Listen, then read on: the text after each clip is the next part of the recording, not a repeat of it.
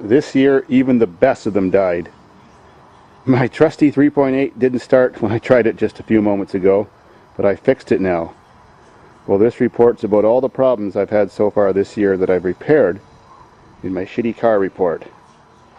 My Chevyac is running today, but only on the bottle. Well, because the fuel lines have rusted out, but that's not the reason why it wouldn't start. Water did run down the header, go inside one port on the exhaust, and filled up one cylinder with water. To help prevent that from happening in the future, I've got 2 pails plus 2 metal caps underneath. Now that the hood's open, I can show you what happened. As you look down the manifold stack, oh, right there, a hole corroded right where the flange attaches to the bevel edge there. So water just runs down the tube when it's raining, trickled in there, and the 3rd cylinder back was full of water. So when I pulled the plugs out of this car and cranked it, that's the only one that just poured out. So she ain't seized and she's fine. But I am not going to lay in that slop and change the fuel lines. I'll wait till I bring my tractor back and do it. Now back to this beast. Common problem in a snowy country. The coil pack assembly on your 3.8 or 3.3, whatever, looks just the same. Well, there's 6 screws that hold it down, and there's a little module, a computer underneath that grounds out to a metal plate. Well, corrosion happens in between the 2 plates, especially when there's a drift underneath the hood when it's buried in snow, and you get no spark. So it takes about 15 minutes to fix. Remove all the screws, take the plates off, and sand or grind them. She's all better now. I started the Buick Halfmaster and nothing happened. It was just perfect. Sweet. And we all know that thing's running now. It was just a choke problem. The diving board van is still dead in the water. I mean dead out of the water, because the distributor went bad because I forgot and left the key on when I sunk it in the lake. And the distributor happens to be seized in the hole in the engine, and I haven't been able to get it out yet, even though I do have spares. Well, I checked out this thing's 3-liter starter motor, and the starter motor's fine. Just the main feed wire that runs down to it from the solenoid has corroded off the starter motor. But it's too yucky to crawl underneath that mud too, so I'll wait till the tractor comes back to the farm. I'll pick it up and fix it. Today is the warmest day of 2009. It's March 6th or 7th or something like that, Friday, and it's plus 15 Celsius, and which means about 60 Fahrenheit. Sweet. Wasn't even wearing a coat a few moments ago until the sun went behind all those shitty clouds.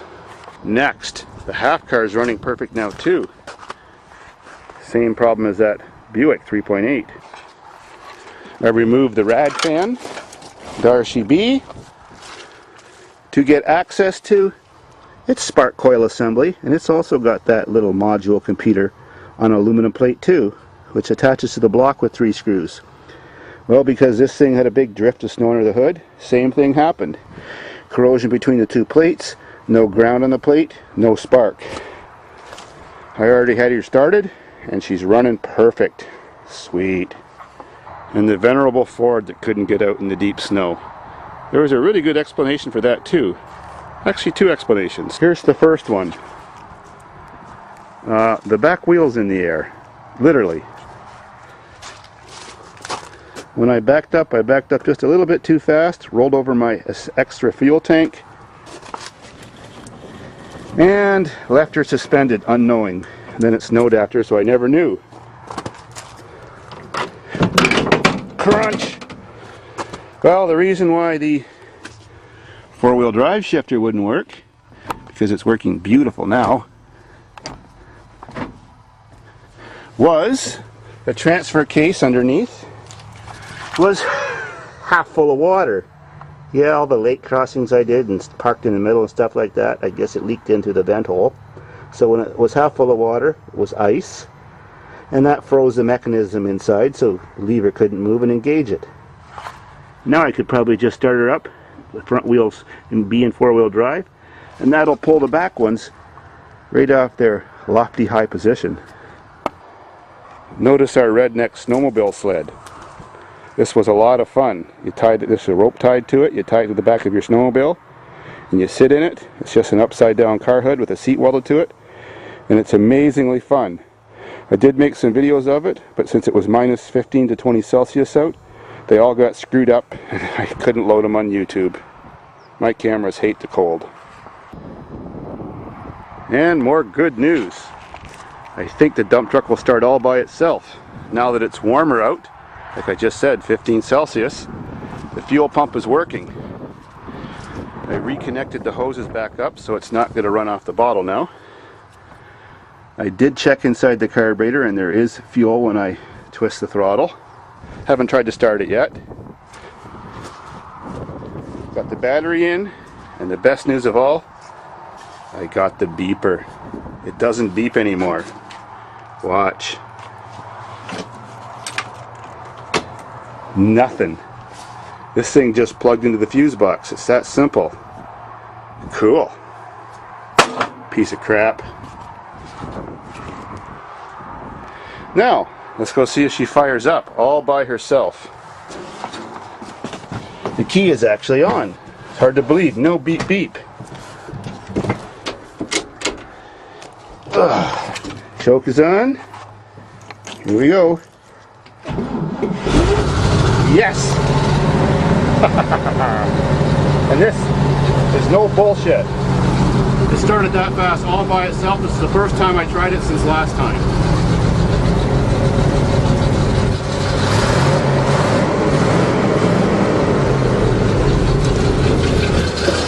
Cool.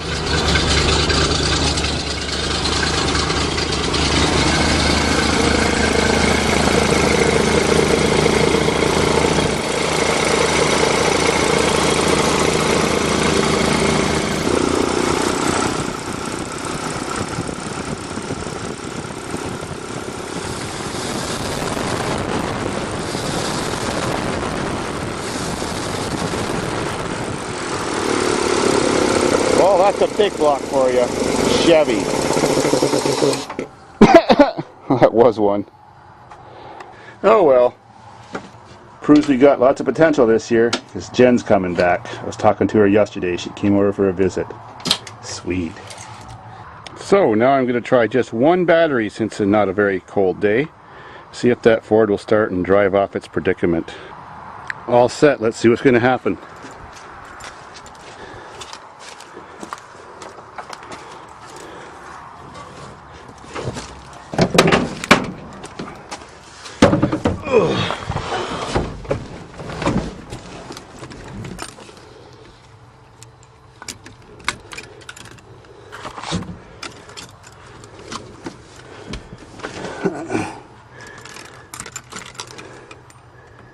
How long do I have to wait?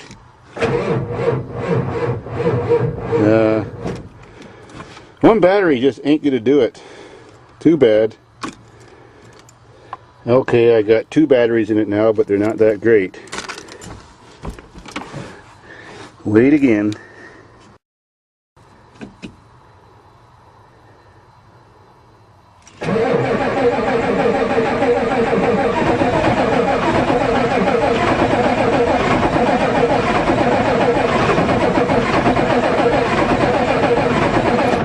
We'll try one more cycle.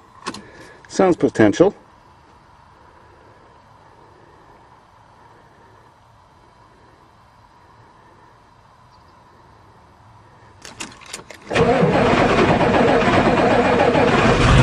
Yes!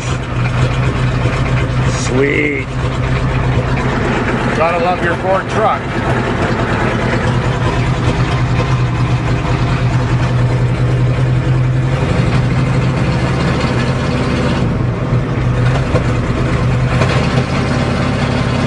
With no exhaust.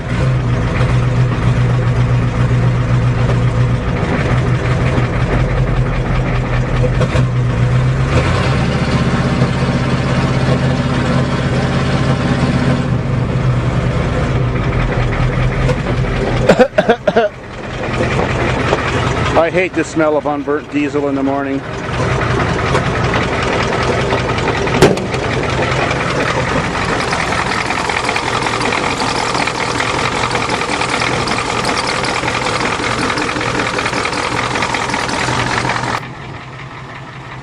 So let's see if she'll move.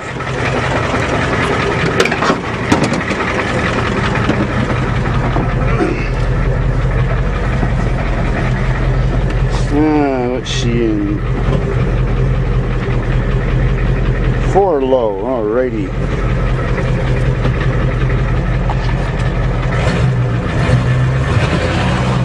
And we're out. Some idiot parked a bus in the way and half a car. Now we're stuck.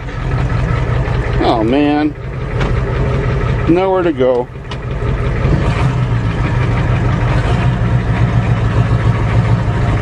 Oh well, it's too muddy to go driving anyways. Snow's just starting to melt. Frost is coming out of the ground. It's totally disgusting. Shut her down. And we didn't only move like 3 feet. I've been busy today too. Remember the handle didn't work on this typical van? They never seem to work on the driver's side. They're always busted. Well, I just cut it out with my cutting wheel grinder. Now you just reach your finger inside, push. Works as good as brand new door handle. Doesn't cost a penny. Gotta love it. Same problem at the back.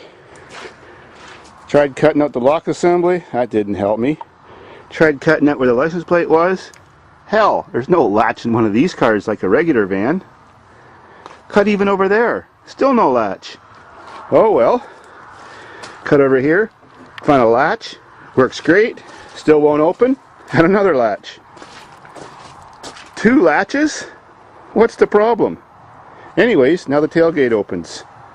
More room for beer and wood. Whatever else.